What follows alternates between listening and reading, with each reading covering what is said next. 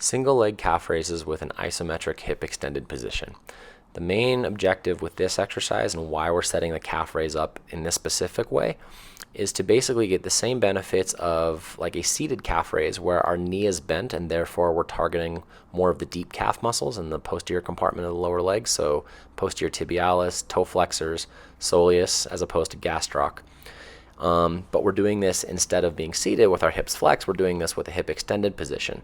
So this will allow us to get a little bit more activity from that posterior hip, and maintaining a hip extended position often for folks is pretty tough to maintain when they're moving through the lower leg. There's often a lack of integration between the lower leg and ankle and the hip. And those two areas communicating well and working well together is paramount for lower body function in general.